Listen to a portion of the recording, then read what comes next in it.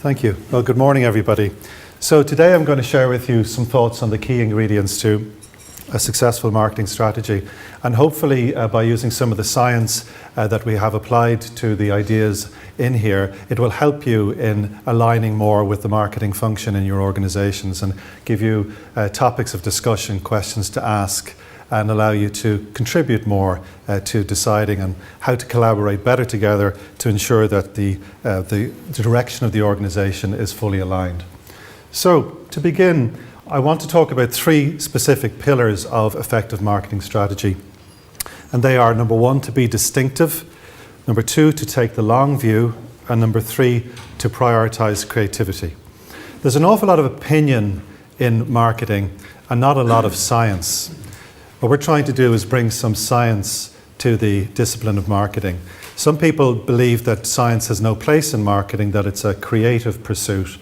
Whereas I believe that, a bit like architecture, marketing is both an art and a science. And if architects didn't observe the laws of architecture, buildings would fall down. But it doesn't impede their creativity. Whereas in marketing, science is often people shy away from it. And as a result, sometimes the buildings do fall down. So the first item there is to be distinctive.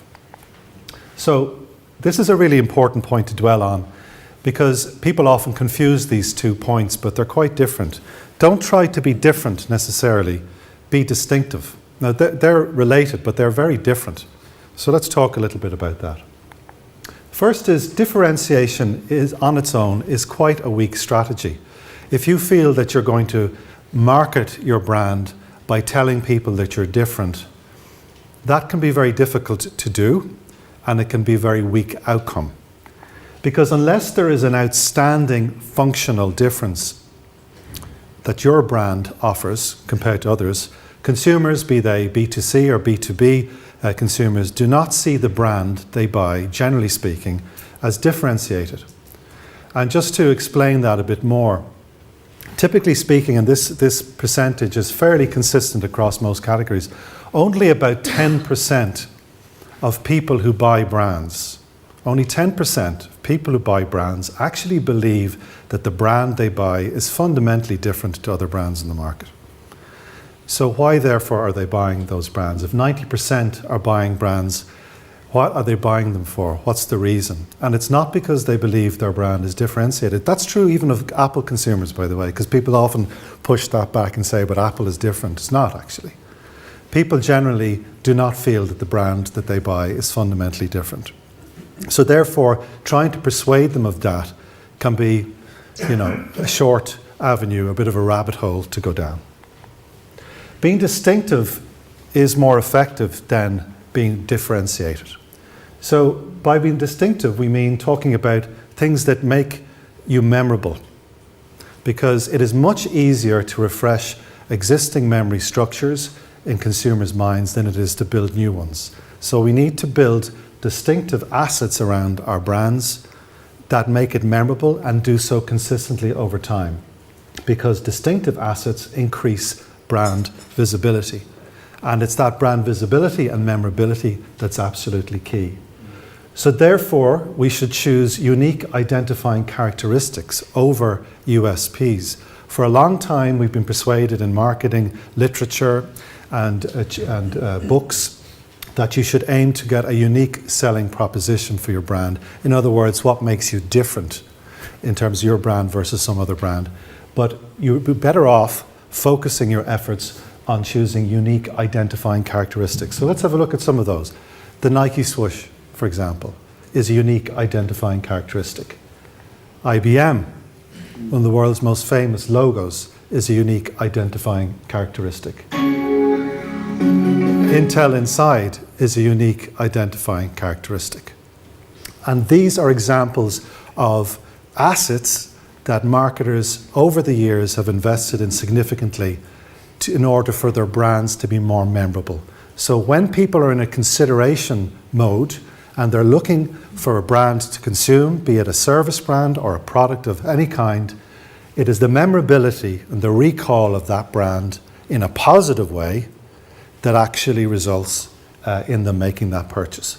Now, there are exceptions, and I did say earlier on that unless your brand or product has an outstanding functional difference, you shouldn't go down the differentiation route. But there are certain brands that do have an outstanding functional difference that is sustainable and can be marketed. Ryanair would be an example of that, because their competitors can't compete with their model, despite the fact that Ryanair have been doing it for some time. And there are exceptions. There are always exceptions. So that's the first of the three pillars that I wanted to talk to you about, which is, as I say, being distinctive as opposed to being differentiated. The next one is to take the long view. Short-term thinking is on the increase, and it's endemic not just in marketing but in business generally. And this chart just talks about advertising short-termism, and it looks at the percentage of advertising campaigns that are short-term in nature. And you can see how that's been growing ever since 2006 with the onset of the global financial crisis, because in times of recession, people throw long-term thinking out the window, and it's all about get the business in today. And as a result, short-term related advertising has been on the increase. But that's damaging to business. And this is true not just of marketing, but everything within business in terms of strategizing about what you should be doing. Peter Drucker said famously years ago that short-termism is damaging, if not destroying, the wealth-producing capacity of businesses. Long-term results cannot be achieved by piling short-term results on short-term results. And the fact that that still needs to be said today shows that this is a problem that's not going away. But long-term initiatives build more profit, and we have science to back that up. Long-term campaigns, in other words, campaigns that are thought of as having a longer lifespan than 6 months, are 3 times more efficient than short-term campaigns in building market share. And this is some science to back that up. So here we're looking at the link between campaign duration and effectiveness. The dark bar looks here at short-term campaigns and their performance, and the light green bar looks at long-term campaigns. This particular chart says that short-term campaigns are more effective than long-term campaigns. They are more effective than long-term campaigns, but only in the short term. And that's the problem, because boards, sales teams, marketing teams see that short-term initiatives work and they drive ROI in the short term, so they do more of it.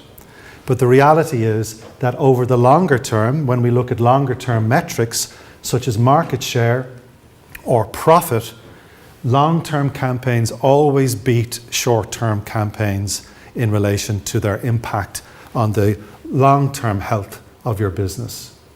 But because of this, and we're all geared as human beings to think short-term, this drives the problem, because everybody's focusing on the next 3 months rather than the next 3 years.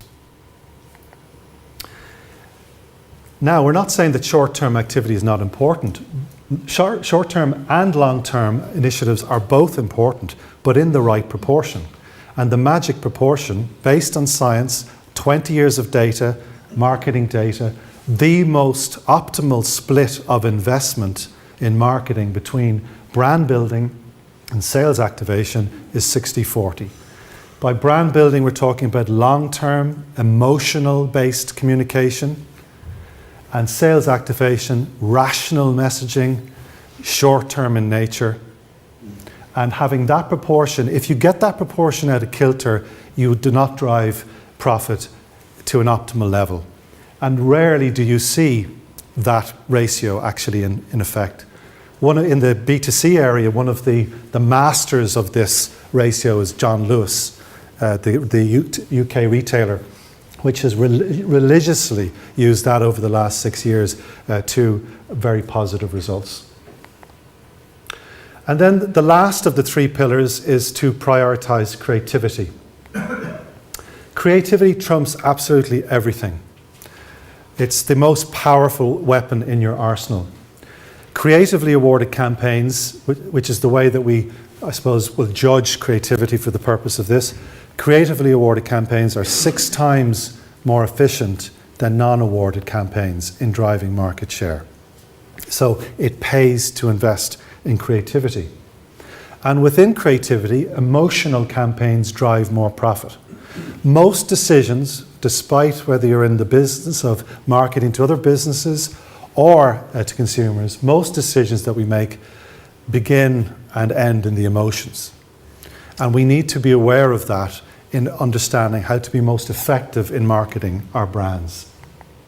Emotional campaigns outperform rationally based campaigns on every single business measure. Rational campaigns enjoy an advantage in the short term, but that's temporary, and the long-term benefit is quite limited compared to the emotional opportunity. So there's a chart here which is difficult to assess from the back of the room, so I'm just going to walk you through it because it's just an illustration of what I've spoken about. So here we're looking at sales uplift, and here you're looking at the effect over time. The green spikes here represent rational short-term campaigns. And what they do, and what they're very effective at doing, is driving a very significant result, and then it falls away very, very quickly. And then you go back in with the next initiative, and the same happens, and you get this up and down peak and trough effect, but it never goes past a certain point. The blue line represents emotional campaigns, and they don't actually start to kick in terms of their real impact until 6 months, generally speaking, have passed. So that's why you should never judge the impact of an emotional brand building campaign in less than 6 months, because it will not look to be performing. But as it gets ground and gathers momentum, it continues to build above the plateau that has been reached by the short-term rational messaging. So the two work beautifully together and complement each other in that 60-40 ratio that I spoke about.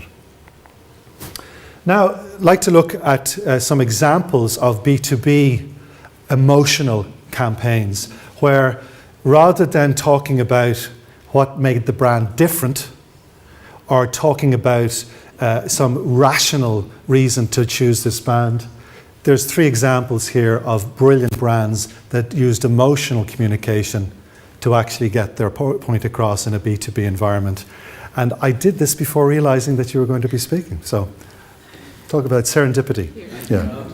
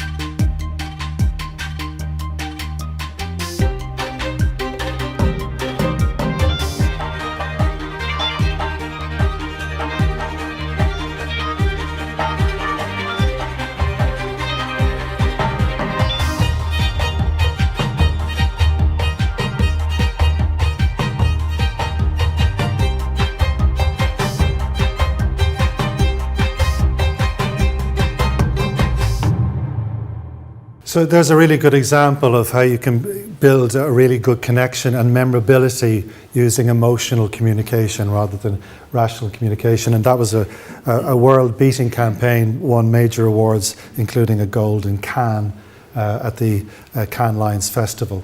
The next example is a print example from Getty Images, where they used harrowing images in order to get across their message and be highly memorable.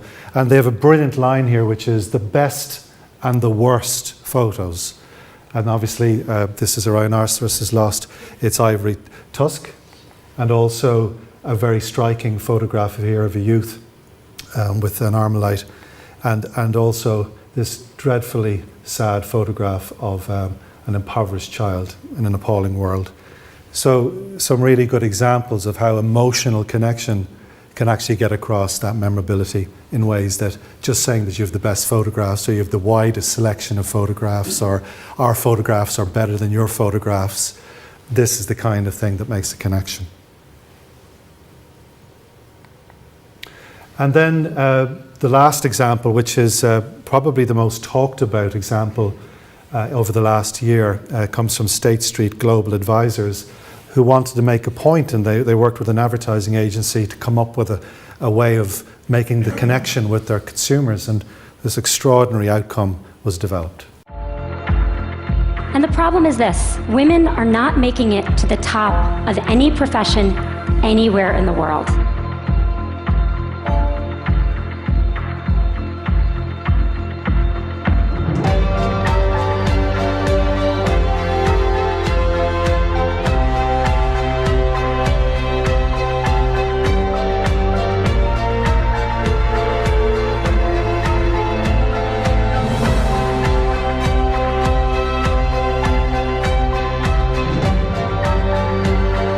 Today is International Women's Day, and one Wall Street firm is marking the occasion by placing this statue, a little girl staring down the iconic charging bull.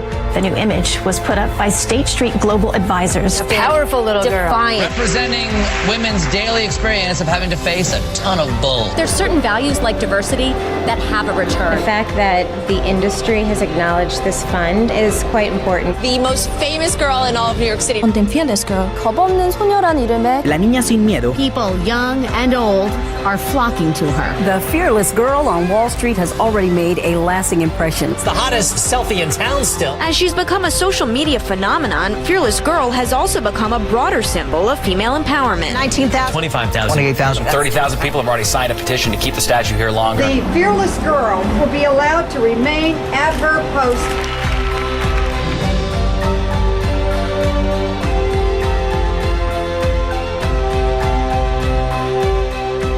This statue has crystallized this moment in history. My generation fought for the women of today, so that little girl is saying a lot.